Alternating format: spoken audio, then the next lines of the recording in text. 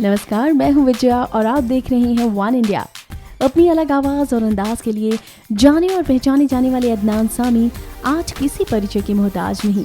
एक वक्त था जब अदनान भारी भरकम हुआ करते थे और इसकी वजह से वो चर्चा में रहते थे, तो वहीं सर्जरी के बाद वो बिल्कुल फिट हो गए। आइए आपको बताते हैं अदनान की अनसुनी कहानियाँ। अदनान सामी एक गायक संगीतकार हैं। अदनान का जन्म 15 अगस्त 1969 को यूनाइटेड किंगडम के लंदन में हुआ था। अदनान के वालिद का नाम अरशद शामी खान और उनकी मां का नाम नौरीन खान है। अदनान के पिता पाकिस्तान से हैं और उनकी मां भारत के जम्मू से ताल्लुक रखती हैं। अदनान सामी ने इंग्लैंड यूनिवर्सिटी से जर्नलिज्म और पॉलिटिकल साइंस में ग्रेजुएशन किया है। इसके अलावा उन्होंने किंग कॉलेज से LLB से स्नातक की पढ़ाई की। अदनान 5 साल के थे तब उन्होंने पियानो बजाना सीखा था। अदनान 35 इंस्ट्रूमेंट आसानी से बजा लेते हैं। अदनान ने संगीत की शिक्षा पंडित शिव कुमार शर्मा से ली। जब भी अदनान अपनी छुट्टियों से भारत आते हैं तो वो पंडित शिव कुमार से संगीत की शिक्षा लेना नहीं भूलते हैं। अदनान अब तक 4 शादियां कर चुके हैं, जिनमें से 3 शादियां बुरी तरह से विफल रही। अदनान की पहली शादी 1993 में अभिनेत्री ज़ेबा बख्तियार से हुई थी। इस शादी से अदनान को एक बेटा है, अजान सामी खान।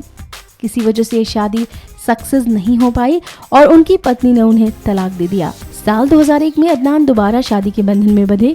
अदनान ने अरब सबा से निकाह किया। ये सबा का भी दूसरा निकाह था। हालांकि ये शादी भी 1 से 1.5 साल तक ही चली। बताया जाता है कि सबा ने अदनान को उनके मोटापे की वजह से छोड़ दिया था। 2005 में अदनान एक भयंकर बीमारी से ग्रसित हो गए थे, जिस वजह से उन्हें 3 साल हॉस्पिटल में एडमिट रहना पड़ा था। इस दौरान अदनान ने अपना करीब 145 किलो वजन कम किया, जो उनके लिए ही नहीं बल्कि उनके फैंस के लिए भी एक बेहद खुशी की बात थी। साल 2006 से उनकी दूसरी पत्नी सबा उनके पास दोबारा लौट आई और दोनों ने दोबारा निकाह किया, लेकिन ये शादी इस बार भी सिर्फ 1 ही साल टिक सकी। इसके बाद तन्हा अदनान ने अपनी चौथी शादी साल 2010 में जर्मन मूल की रोया फरियाबी से की। फिल्मी करियर की बात करें तो अदनान ने साल 1994 में पहली बार किसी फिल्म के लिए गाना कंपोज किया था। साल 1995 में अदनान ने पाकिस्तानी फिल्म संग्राम में बतौर लीड डेब्यू किया था। साथ ही फिल्म के गाने को भी कंपोज किया। साल 2000 में अदनान ने अपना वीडियो सॉन्ग कभी तो नजर मिलाओ और थोड़ी सी तो लिफ्ट करा दे सॉन्ग लॉन्च किया।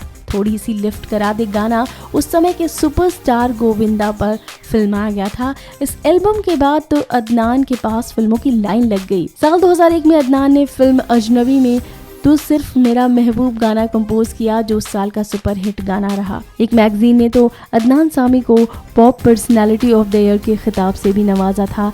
साल 2002 में अदनान का दूसरा एल्बम रिलीज हुआ, जिसका नाम था तेरा चेहरा। ये एल्बम दर्शकों को इतना पसंद आया कि हाथों हाथ बिक गया। कहा जाए तो अदनान का बॉलीवुड करियर बेहद शानदार रहा है। साल 2010 में अदनान को पाकिस्तान की टीवी अवार्ड्स में पाकिस्तान के प्रधानमंत्री द्वारा लाइफ टाइम अचीवमेंट से भी नवाजा गया। अदनान ZTV के शो सारेगामापा लिटिल चैम्प्स के भी जज रह चुके हैं। पाकिस्तान पर सर्जिकल स्ट्राइक के समर्थन में पाकिस्तानी मूल के अदनान सामी ने ट्वीट कर खलबली मचा दी थी। कोई उनके इस ट्वीट पर बधाई दे रहा था तो कोई उन्हें गालियां सुना रहा था।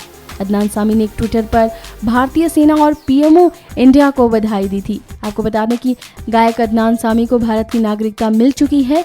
सामी ने अपने ट्वीट में लिखा था कि आतंकवादियों के खिलाफ शानदार, सफल और सूझबूझ भरे आक्रमण के लिए प्रधानमंत्री कार्यालय और हमारी वीर सशस्त्र सेना को बहुत बड़ी बधाई और सलाम।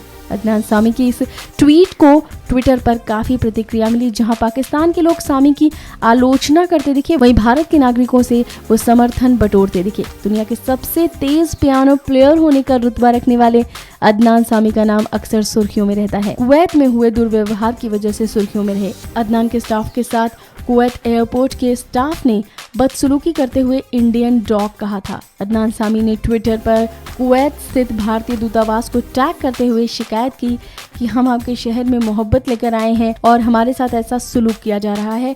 आपने हमारी कोई मदद नहीं की। कुवैती एयरपोर्ट इमिग्रेशन के लोगों ने बेवजह मेरे स्टाफ को परेशान किया, उन्हें इंडियन डॉग्स कहा।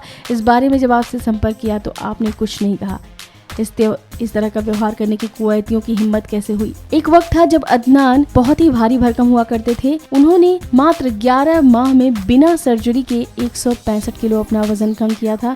इस बारे में अदनान का कहना था कि मैंने 165 किलो वजन कम किया है। उनका कहना था कि बहुत लोगों को ऐसा लगता है कि मैंने ये वजन डॉक्टर्स और मेडिकल प्रोसेस से हासिल किया है, और उससे भी कमाल की बात तो ये है कि कई डॉक्टर्स जिन्हें मैं जानता भी नहीं इस बात का क्रेडिट लेने की कोशिश करते हैं। उनमें से कुछ तो इसका विज्ञापन भी देने लगे हैं। अपने मोटापा कम करने पर अदनान ने बताया कि मैंने एक हाई प्रोटीन डाइट को फॉलो किया। उसमें मैं हर तरह की प्रोटीन खा सकता था, बस शर्त यह थी कि वो ऑयली ना हो। साल 2006 में अदनान का वजन 230 किलो था, जिसकी वजह से डॉक्टर्स ने बोल दिया था कि अगर ऐसा ही वजन बढ़ता रहा तो आप सिर्फ 6 माह और जिंदा रह सकते हैं। इसीलिए उन्होंने संतुलित खान पान, एक्सरसाइज और दृढ़ इच्छा शक्ति से अपना वजन कम किया। तो ये है अदनान की अनसुनी कहानियाँ।